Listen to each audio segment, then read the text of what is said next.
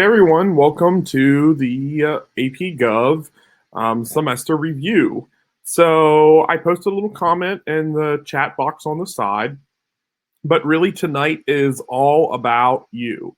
I'm here for you. I have some slides prepared with all sorts of resources and things like that.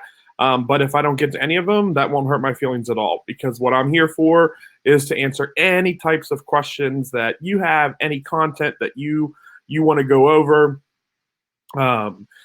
We're here to answer those tonight. The slides will be available. What will end up happening is probably about 2 hours after tonight's cast, it should appear on the Fiveable website. It takes a little bit to process the video, but I will be putting the slides up there, and the slides will be a great little review packet of.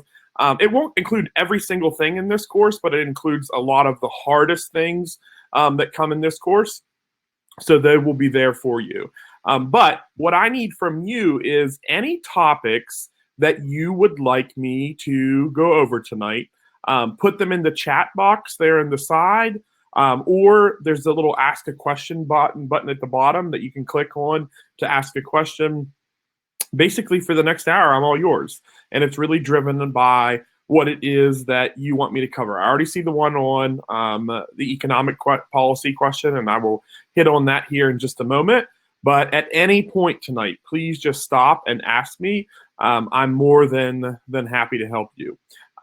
You're going to be all over the place in terms of your content knowledge. Some of you are finishing up the entire AP Gov course, because there's a lot of places where it's just a semester course, and so you're actually coming to the end of your course. Some of you have a full year course and you're at your halfway point, as well as your teachers probably teach the units in all sorts of different orders. And so most people begin with the Foundations of American Democracy stuff, but after that, it's all over the place. Don't worry. I have stuff prepared for all of those units, okay? So anything you want me to go over tonight, just put those in the chat box there. But what we'll do is we will start with economic policy, since that's the first one that was asked. So just real quick before I jump in, I just want to remind you that while we have the review going on tonight, next Tuesday, a week from today, at December 17th, look for it. I think it's going to be at 9 p.m. as well, but I'm not 100% on that. Look on the Fiveable website for that. We'll be doing a Game of Fives trivia night. Another great way to review for AP Gov next Tuesday, December 17th. Okay, so look for that to come. Let me actually. I'm going to skip in and out of this presentation a little bit because of how I have things grouped. So when you actually go in to look at this, it is all the slides that I prepared for you are in unit order, okay? So just look for the unit, and then under each unit, there's all sorts of helpful information that I've put there on what I consider to be the most difficult topics in AP Gov. But let me find my economic slides, economic policy stuff. We'll just put it in there so I have a general idea where things are at. There's the Social Security. That means we're getting close.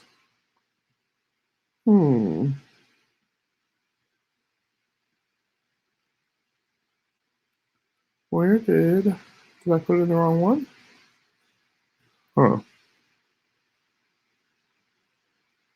That's okay. This is something I can fix really quickly. Give me 1 second here. Apologize for that. Let's see.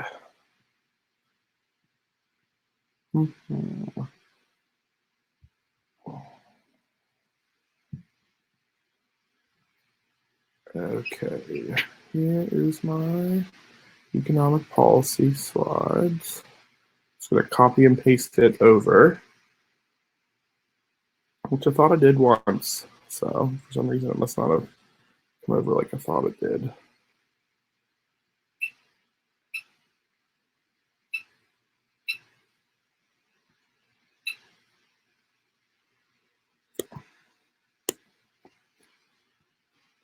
Okay, let me put this in the right place.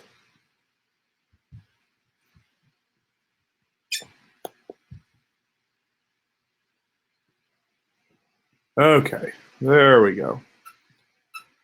So now we can talk about that. Put it back on presentation. Okay, so with economic policy, most likely what you have heard your teachers talk about is the process or the differences between fiscal and monetary policy, or Keynesian versus supply side policy. So real quick, I'll dive into that here, okay? Fiscal policy is really how the government chooses to spend money, okay? Monetary policy, think M for money. Monetary policy deals with our money supply.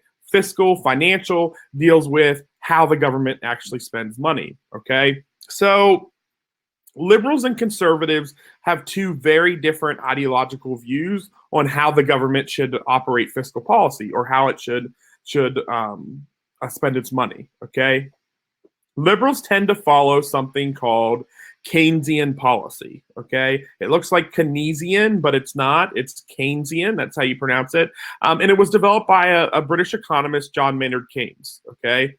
Basically, the idea behind Keynesian economic policy is that even in a society where we have a free market system, capitalism, okay, where basically the people make the economic decisions, sometimes the government has to encourage the economy a little bit.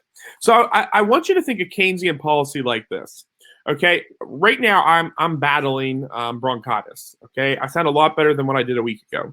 Okay, but when I first got sick, I went to the doctor because I knew this was something that I was not going to be able to fight off on my own. So I needed something to give my immune system a kick. So I went to the doctor, and the doctor gave me an antibiotic as well as a steroid, okay? So you might be thinking, well, why the heck is he talking about that? Because it's kind of like Keynesian policy. In Keynesian policy, what happens is that the government kind of gives the economy a steroid or an antibiotic. It gives it a kick, okay? And the way that it gives it a kick to stimulate economic activity is to spend money, okay? So the best example of Keynesian money, or excuse me, of Keynesian policy is the New Deal, okay? Franklin Delano Roosevelt, FDR, was a big fan of Keynesian policy. Of course, he's a liberal.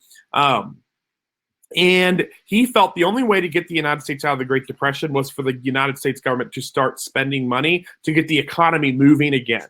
Okay, so all sorts of programs and projects were created as a part of the Great Depression and the New Deal. Okay, to do things that got people back to work, and with tons of federal government spending. So the Work Progress Administration built things like schools, roads, and dams. The Civilian Conservation Corps worked to build and improve national parks. The Federal Writers Project actually hired writers to, among other things, record the testimonies of former slaves who were still alive. And there's literally hundreds of programs of examples that I could give you. But the idea was that they were going to dump a load of money into the economy. The government was going to spend money, and by doing so, it would stimulate the economy. Barack Obama did something similar in 2008 when he came into office. We had a big recession that was occurring, so he had Congress pass the American Recovery and Reinvestment Act that put lots and lots of money into the economy. And so that's how Democrats typically think that the economy should be boosted, is that we have to increase spending. Okay, but to increase spending, of course, you have to usually increase taxes. And if you don't increase taxes, then your budget deficit, the debt that you have, is going to go up. So that's one of the criticisms of Keynesian policy. So Keynesian policy, basically, at the end of the day, is an increase in government spending. Okay. Now, on the flip side of that, the other type of fiscal policy, the conservative side, is supply side, okay? So conservatives don't like major government spending, okay? They're like, no to major government spending, because conservatives don't like big government.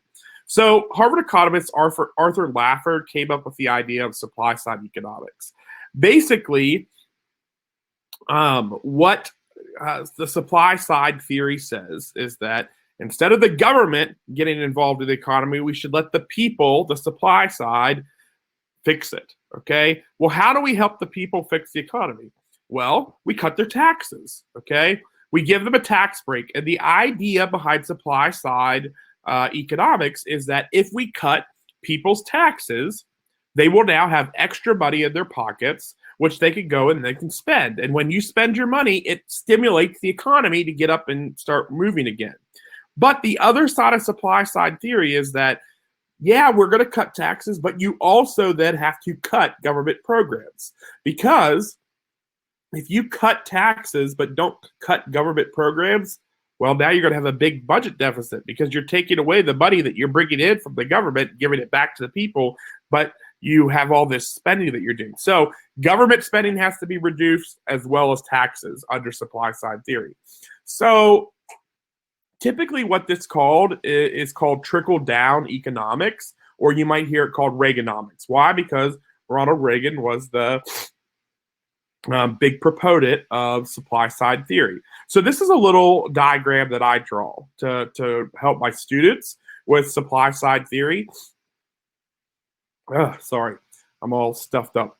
So think of the clouds in this picture as the federal government, okay? The raindrops are the effects of tax cuts under supply side theory, okay? So we're cutting people's taxes, okay? And that, in theory, should get corporations to have more money because we've just cut their taxes. So they'll increase the salaries of their workers, okay? Or they'll lower the prices of their items because they have more money now because they're not paying as much in taxes.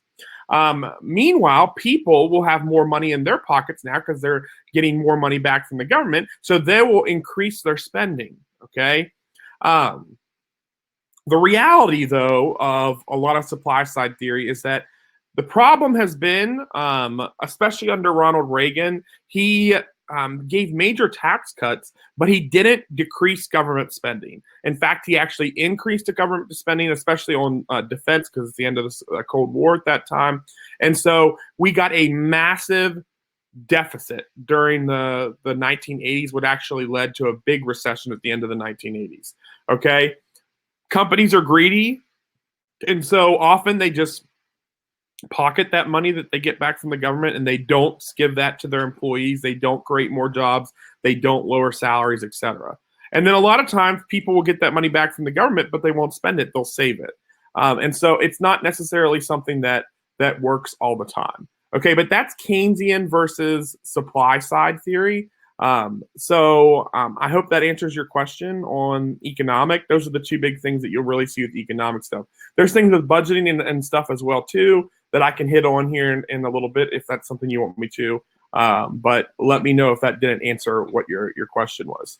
Okay, the next question that I see on there is about committees and how committees work. So that's a Congress question, and I definitely do have some slides in here about that. Let me go back up to my Congress stuff. So committees is one of those things that a lot of students kind of jumble around in their head, but really to be completely honest, they're not really hard to understand once you get the gist of what we're talking about. Okay, almost there. Okay, yeah. So let's talk about committees. Okay, so some of you may have done this in your classes, and some of you might not. Again, it just depends on where you are in the course, if it's a semester, etc. If you haven't got to this, well, now you're going to get a little precursor to this, okay? So when we talk about committees, we're talking about committees in Congress, okay? Because the work of Congress just cannot all be done in the big House or in the big Senate. It would be impossible. So there are literally tons and tons and tons of committees in both houses that really do the work of Congress, okay? Committees can do all sorts of things, okay? They can hold sessions that review laws that are already in effect, programs of executive agencies. They can hold hearings whether they're like in the Senate, they've got a judicial nominee or someone the president's nominating for something, and they're holding a hearing on whether or not they should nominate them. In the case of current events right now, you've got the House that's been holding hearings around the impeachment, articles of impeachment that the House Democrats are bringing against the president, where they've brought in different constitutional experts and people that have been knowledgeable about the situation regarding Ukraine. Committees can amend bills, and they can also kill bills or send it to the floor. And that is all things that we'll talk about here. So there are a couple different types of committees, and hold on. Oh, there we go. No, that's not. There are three main types of committees that we look at in AP Gov. Okay, the first is a standing committee, the second is a select committee, and then the third is a joint committee. Okay, if you understand those three things, which I'm going to go over now, then you're good for the AP test. So let's talk about the first one, a standing committee. So standing committees are called standing committees because they're permanent, okay? They're not going away from Congress to Congress. They're going to stay there for the entirety of congressional history, okay? So they have all sorts of different responsibility. In the House, there are 20 of them. In the Senate, there are 16 of them, okay? They do all sorts of things. They oversee legislation that's already been passed, ensuring that it's being carried out by the executive bureaucracy the way it's meant to be carried out, reviewing it, deciding whether or not it should be extended, etc. And they also recommend authorization, okay, which means funding, okay, whether the agency should be funded at a certain level, whether a certain program should be funded at a certain level, how a law should be funded. They do all those things as well too. So here are some examples of standing committees. These, again, standing committees are committees that never, ever, ever go away, okay?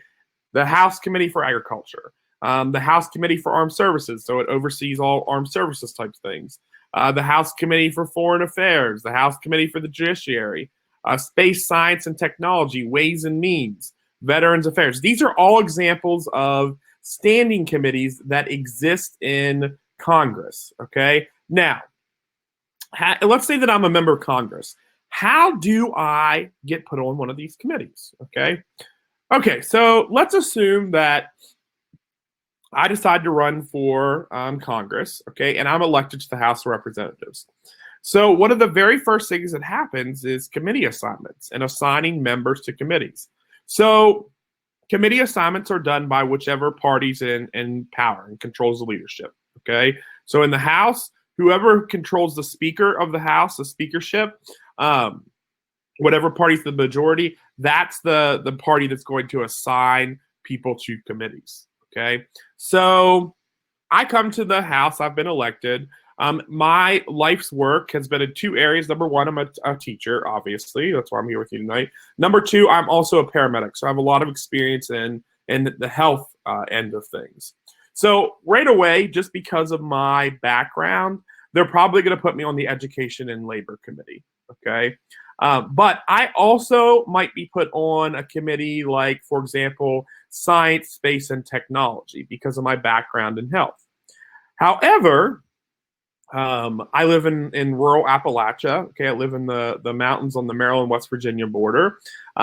Because of where I live and because it's a rural area, they may also put me on the Agricultural Committee, okay, or committees that have something to do with the people that I represent, okay.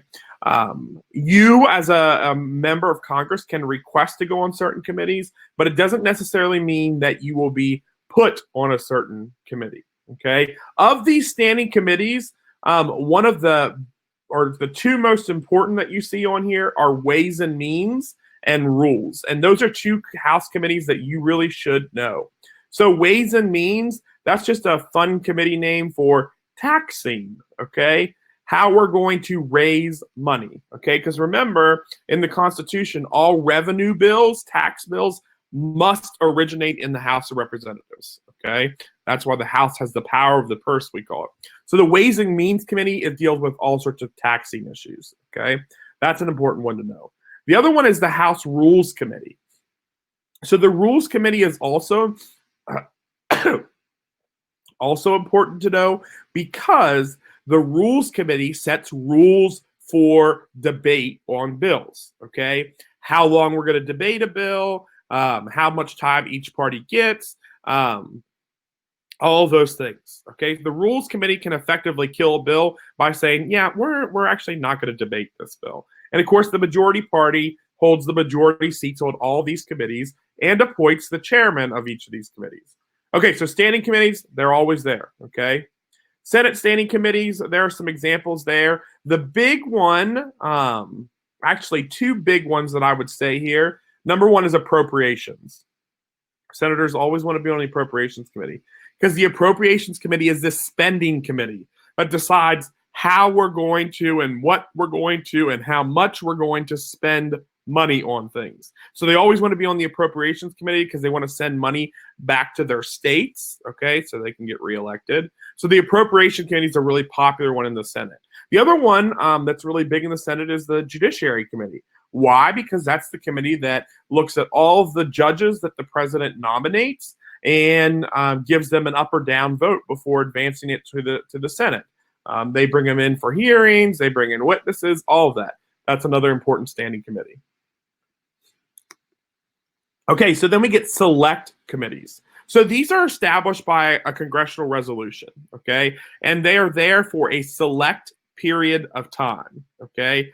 Sometimes they can be made permanent, but that's pretty rare. Typically, they're temporary. Right now in the House, there's one select committee. In the Senate, there are 4 select committees, okay?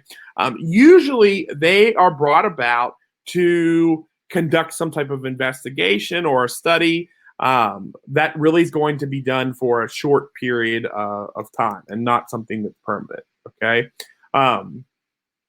So here are some examples on select committees in the House and in the Senate, both in the past and today.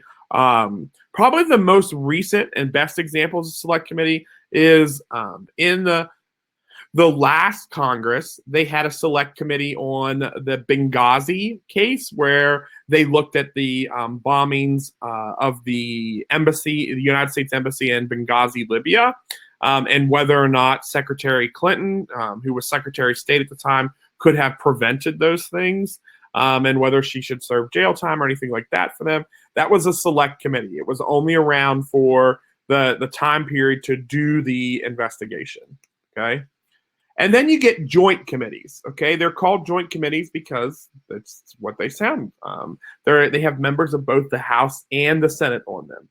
Sometimes they conduct studies, but they also can perform housekeeping tasks like a conference committee, okay? Which is when a group of people from the House and the Senate come together to hammer out the differences in a bill in one House and in the Senate. Because remember, before it goes to the President of the United States, it has to pass the same bill from both houses. So the conference committee is a joint committee that temporarily comes together to resolve the differences in bills between the House and Senate versions. These are some other examples of joint committees in the Congress. Okay, you also have lots of subcommittees, which are just smaller committees under a certain committee, and just to look at more specific tasks at work. Okay. Okay. So that's everything on committees. So for those of you that asked about committees, let me know if that cleared up your what you were wondering, or if you still have questions on committees. Meanwhile, for the rest of you, if you have any other questions or things that you want me to go over, and write those down. I was wondering who was going to ask this question. So yeah, PACs and campaign finance, absolutely. This is always one that gets students. So I have some stuff on that as well too. Let me go down to that. So first thing I'll say is like PACs and campaign finance like get people all kind of crazy in their head, but I promise you it's really actually not that bad. And it just, if you know some key terms here, you will be more than good. No. Let's see. Okay. Sorry, my voice is like giving out. Okay, campaign finance. Okay, so let me give you some quick background here. So in the 1970s, we start to realize, or I should say the government starts to realize, that we have some really shady things going on in campaign finances, okay? No one's regulating campaign finances. Some campaigns are getting these donations from anonymous people or spending huge amounts of money, and it's just going unchecked, okay? So in 1971, we passed the Federal Election Campaign Act, or sometimes you just see it called FECA, and it did a couple things. The big thing that it did was it created the FEC, okay, the Federal Election Commission. So what does the Federal Election Committee, the Federal Election Commission, what does it do? Okay, well, it oversees campaigns in the United States, and specifically campaign finance. Okay, so as a result of that act in 1971, okay, now you as a candidate had to report quarterly, okay, all of your financials. So who you got donations from, how much they donated to your campaign, what you spent money on, all of that information had to be given to the FEC, and it still does to this day. Okay, it also prevented donors from giving more than $1,000 per election cycle to a federal candidate. Okay, so now that doesn't mean that, like, if you want to give $1,000 to your congressman and $1,000 to your senator and $1,000 to a presidential candidate, that you can't do that. Yeah, you can do that. Okay, they're different candidates. Okay, so it capped the amount of donations that you could give. There was a cap amount for political parties and all of that. Okay, we call that hard money. Okay, why is it called hard money? Because it is hard on paper. It can be tracked. Okay, we can look up. There's a cool little website. Maybe your teacher showed you this. I always show this with my students. There's a website called Project Open Secrets. Okay, you can go on there, type in your neighborhood, your town, whatever, and you can look at the FEC report that they've put into a nice little visual there that shows you every person in your town that's donated, who they work for, who they donated to, and how much they gave. Why? Because of this act and the fact that there's hard money with limits. Okay, so now that limit has increased a little bit. It's still, I want to say it's just over $2,000 to this day. But there's a limit how much you can give directly to a campaign. Okay, so you want to give to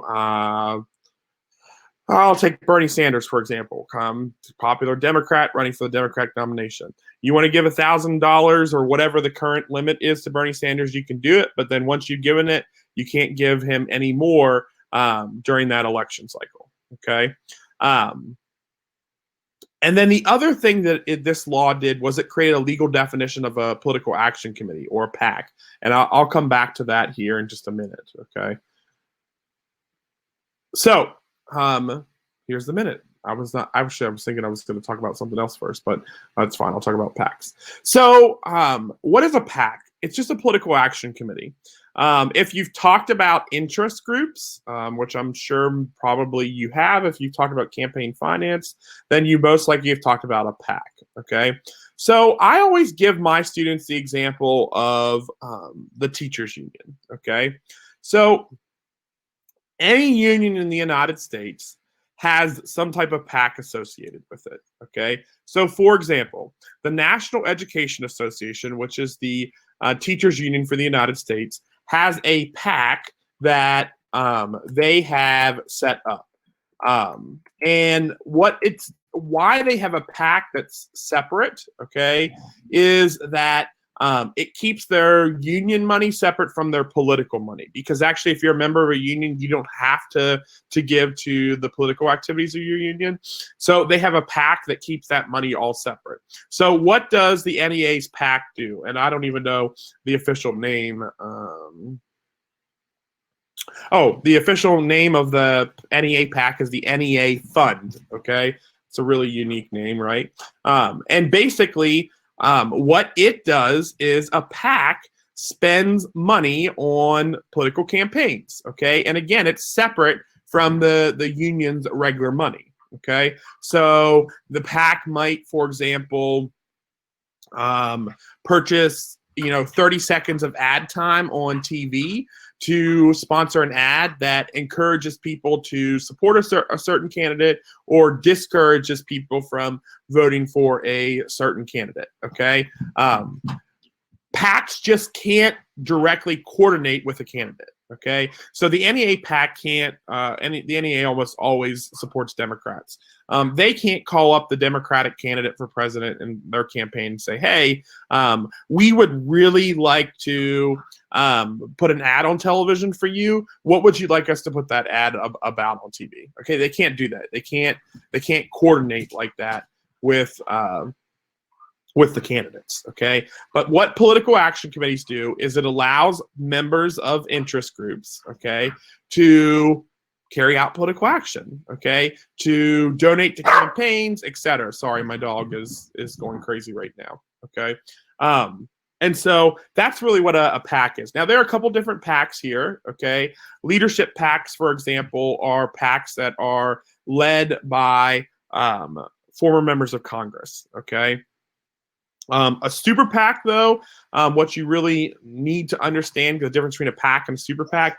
A PAC has so much that it can spend. Okay, a super PAC has unlimited spending thanks to the Citizens United case, which I will come back to here in just a moment. Just ignore my dog; she's being a pain right now. Okay, so there are two important Supreme Court cases around campaign finance. Okay, the first one happened in 1976, not long after that campaign finance law, okay, the FECA, Buckley versus Vallejo, okay, and in this case, the Supreme Court had a case that was brought to them because the candidate was upset because the FEC Act had put limits on how much a candidate could spend for his or her own campaign of his or her own money. Okay, so basically, it said that you can't give your own money or so much of your own money to your campaign. There's a limit to how much you can give.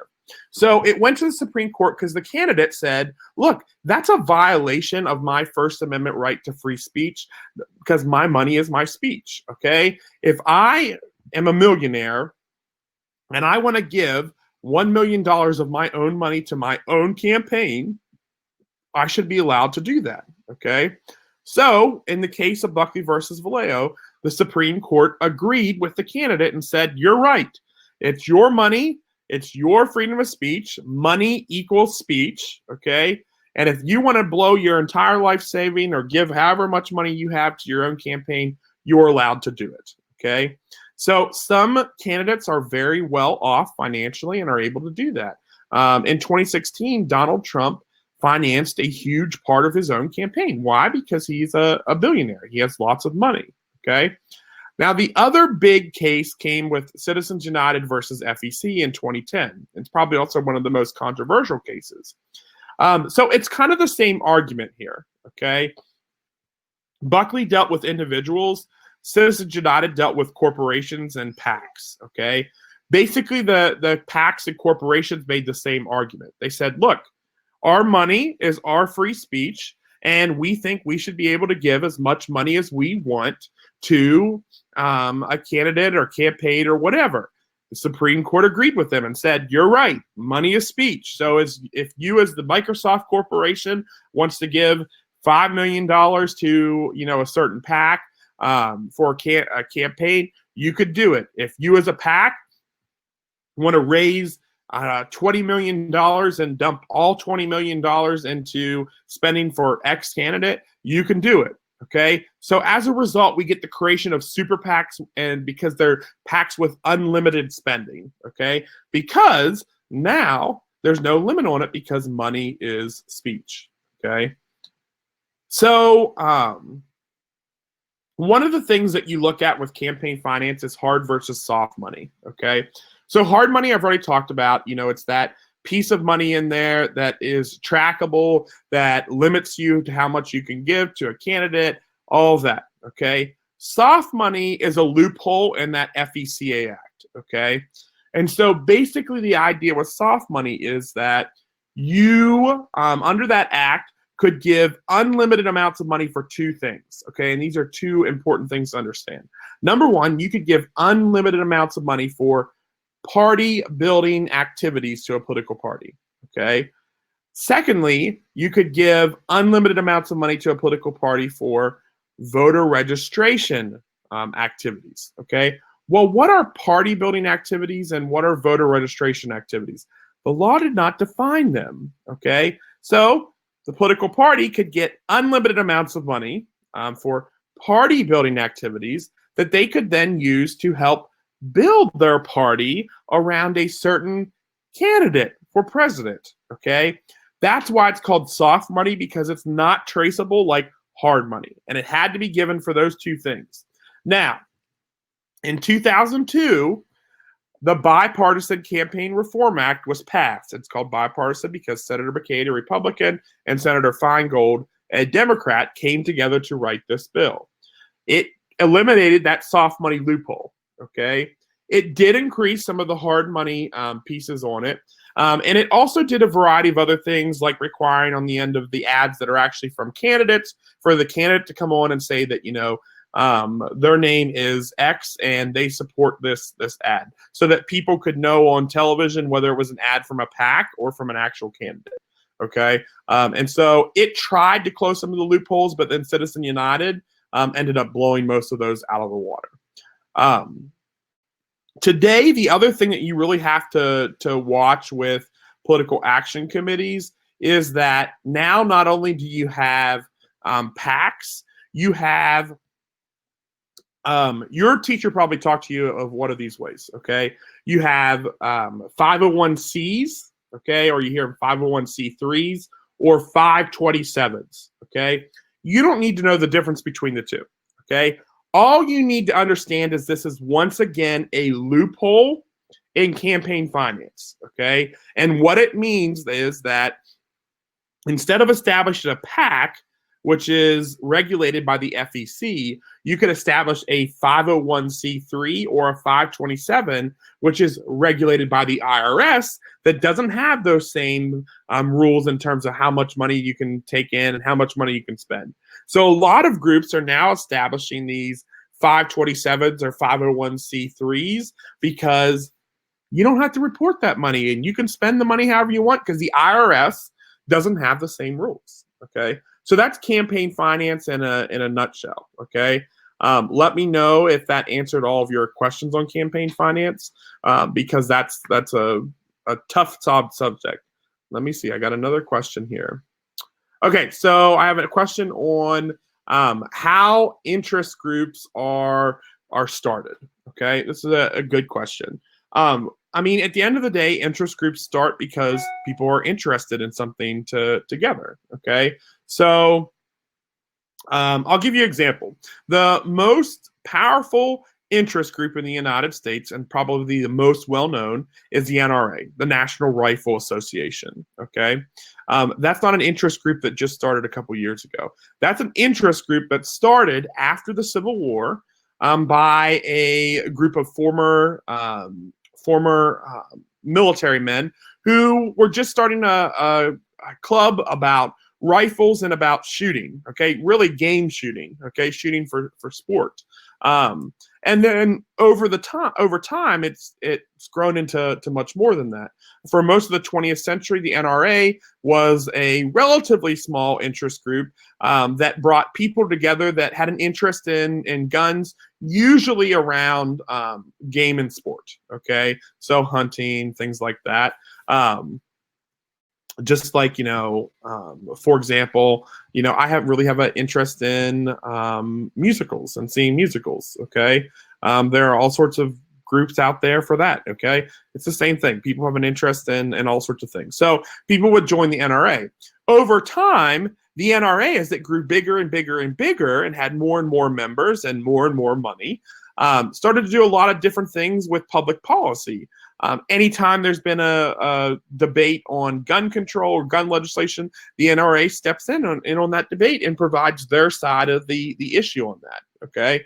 The NRA has its own PAC as well, too, to spend money, just like any other interest groups. So interest groups form and are started just because someone one day says, hey, I really have an interest in X, and you know what? I know these 5 people that also have an interest in it, and the next thing you know, the interest group has grown and grown and grown and grown and grown. So that's the answer to that question, okay? What other topics do you guys have and other things that you want me to go over? I'm going to take a drink real quick here while people have a chance to type. If not, I'll pull some other things here, but I want you guys to have a chance to share.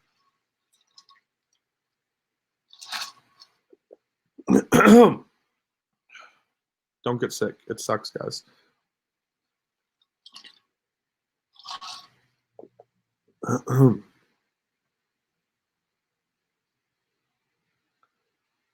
The rules of Congress. Sure, it's going to take me the next 24 hours to do it, but no, just kidding. Yeah, I have a little key terms thing on Congress that I'll share with you. That's going to cover a lot of those things probably, I think, based on what you were saying with filibuster. No.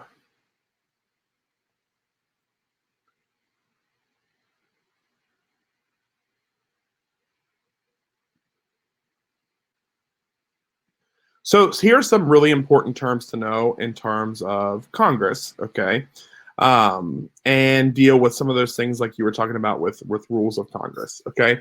So let's talk about filibuster and cloture first, since that's the first one that you talked about. Number 1, get in your head now, this is a Senate-specific rule, okay? Number 2, okay? It is not in the Constitution, okay? Why? Because it's a rule. The House and the Senate have their own rule books that they have established that allow certain things. There are certain things that are allowed in the House and not allowed in the Senate, but the rules of how the House and Senate work are not in the Constitution, okay? They have been established over the last 3 centuries, well, a little less actually, but by the individual houses. So Senate only has a rule around filibuster and cloture, okay? So filibuster, at the end of the day, is basically a way to talk a bill to death, okay? And when you get into studying Congress, we talk about all the ways that a bill can be killed, okay? So this is one of those ways. So let's say that I'm a senator, okay? And there is a bill coming up on reduction of greenhouse emissions in cars. And by 2025, the amount of greenhouse gases that cars release have to be dropped by 20%. Let's say that I'm against that bill, okay? But maybe my side doesn't have enough votes to actually vote against the bill and get it to be killed, okay? Well, one of my things that I can do is I can filibuster the bill. And basically what that means is that in the Senate, unlike in the House, there are no rules on how long a senator can talk. The House has that House Rules Committee that says that House members can talk about, this bill for such long, just because it's so much bigger. There's 435 members in the House compared to just 100 members in the Senate. So the Senate, you can talk about something as long as you want. So basically the idea behind a filibuster is, okay, I don't want that greenhouse gas bill to pass, so I'm going to get up and basically hold the floor hostage. I'm going to get up and go to this podium, and I'm going to yak and yak and yak and yak and yak, basically preventing the bill from being debated and voted on, okay? Now, the longest one in history was by Senator Strom Thurmond back in 1964, who spoke for just over 24 hours, okay, against the 1964 Civil Rights Act. He was a Southern Democrat who did not want to see the Civil Rights Act pass, and so he spoke for just over 24 hours. Now, understand this, folks, okay, when you filibuster, you're not allowed to leave the podium, okay? You have to stay there for that entire time. You can't leave to pee. You can't leave to go get something to eat. You can't leave to sleep, okay? You're holding the floor hostage, okay? The Senate can't recess while you're doing it, et cetera. So he literally spoke for just over 24 hours. The interesting thing about filibusters is you don't have to speak on topic. You can speak on whatever you want. So senators will get out things like a cookbook. They'll read passages from the cookbook.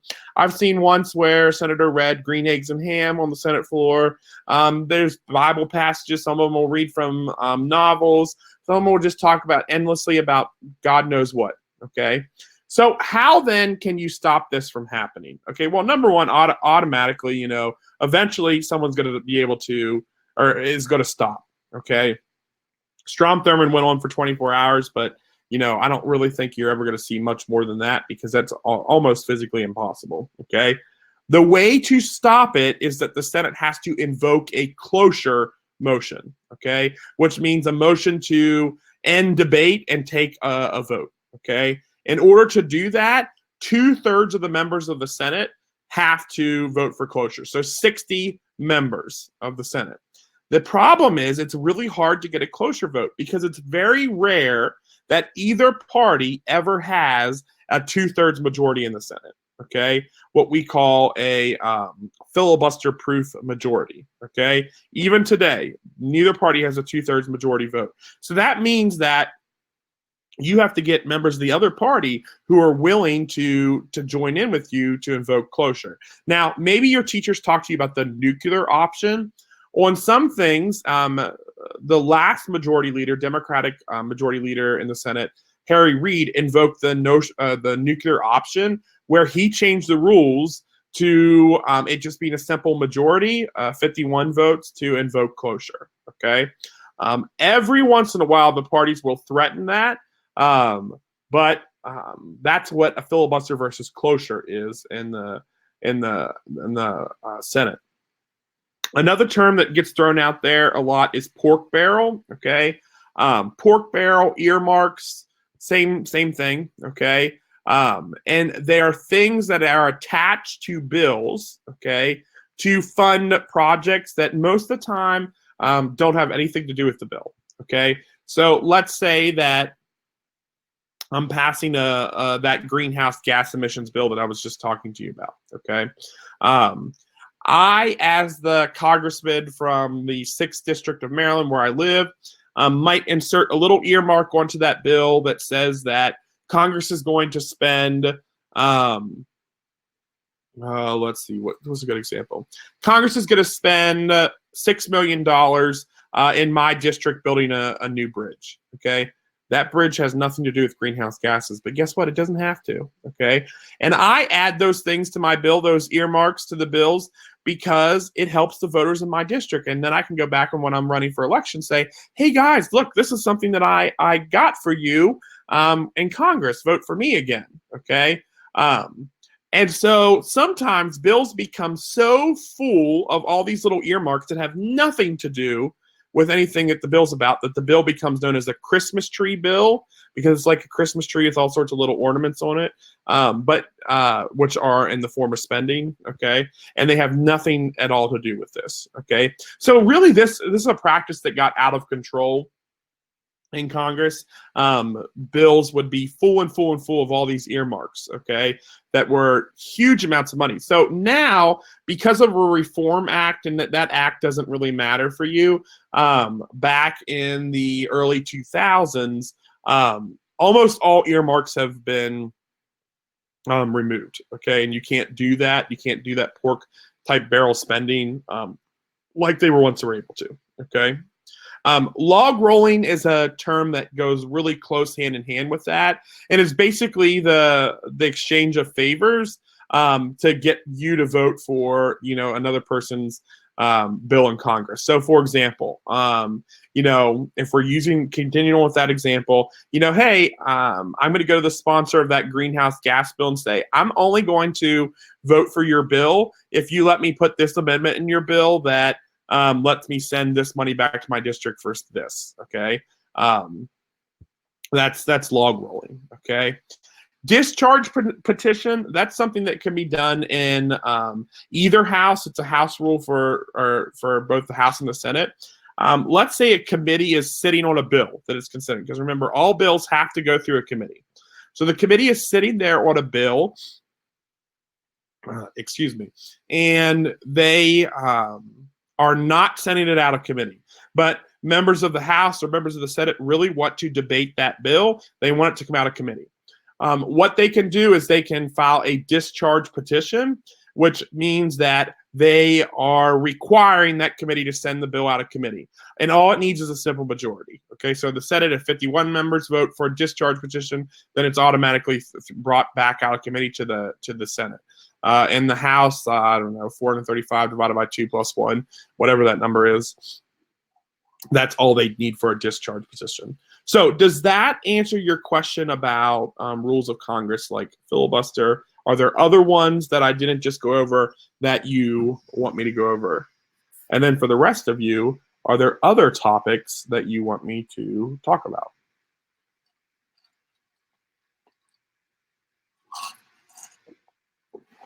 We'll give people a second here.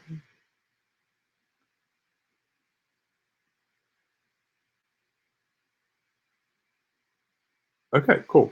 So that answered his question, or her question, sorry. I'm not sure.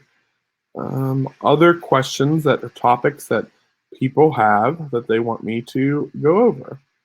Got just a few minutes left here.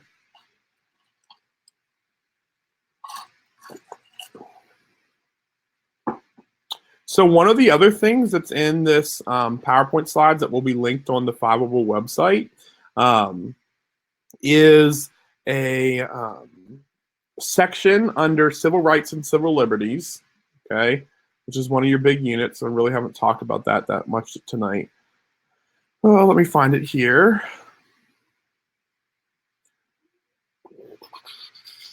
Oh, yeah. That has all of the major Supreme Court cases. Remember, for the AP Gov test, you have 15 cases that are called required cases, one of which will appear as a Supreme Court case comparison essay on your AP test. So in here we have, actually one of my colleagues in the world at AP Gov made these. Each case, the background on the case, and then the ruling on the case, okay? So if you're struggling with like Supreme Court cases, those are all in here for you as well, okay? Most of them in the civil rights and civil liberties unit, but there are ones in other places as well too, okay? Any other questions? Like I said, that all will be on Fiveable.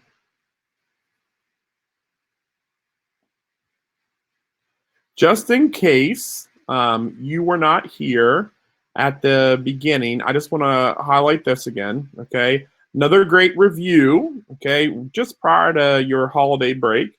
Next Tuesday, December 17th, a week from today, we'll be doing the Game of Fives AP Gov trivia on here, which will be a great review activity, a little bit of fun as well too, okay?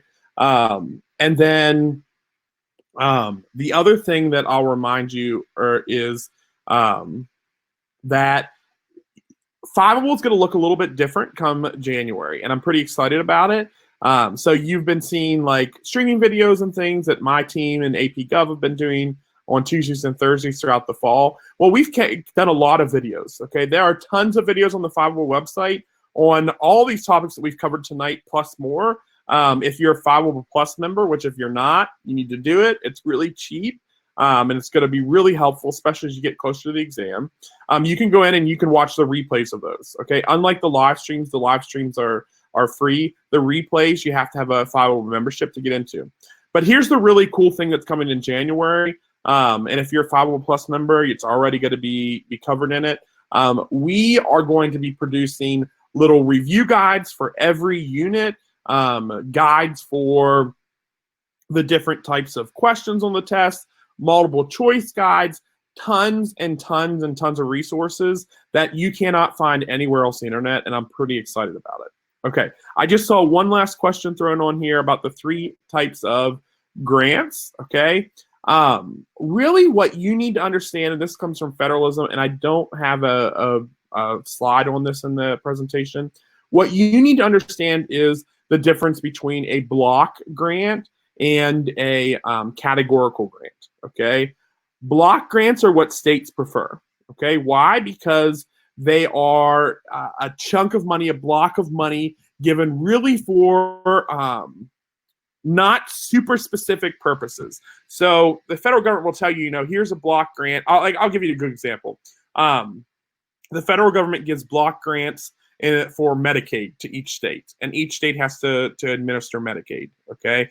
But they don't tell them how to administer it. So the federal government says, here's X million dollars for you to administer Medicaid in your state. You can decide how you want to administer it, the rules, et cetera. That's a block grant. And states love them because there's not a whole lot of strings that are attached to it with the federal government, or certain ways that they have to spend it.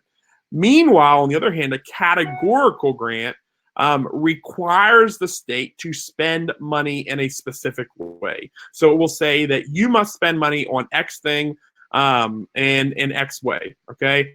A lot of times with grants, you have mandates attached to them, or strings attached, which means that you have to spend money in a certain way or do something specifically. Sometimes they're unfunded mandates, which states really hate, where the federal government says, here's this money, but to get this money, you must do this. But sorry, we're not going to give you any money to do it, okay? So those are the big types of grants, okay?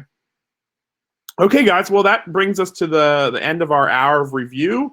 I hope this was helpful. The slides with tons of resources are up there, but already, remember, Fiveable Plus members, there's tons and tons and tons and tons and tons of resources on Fiveable already in terms of great videos from throughout the semester.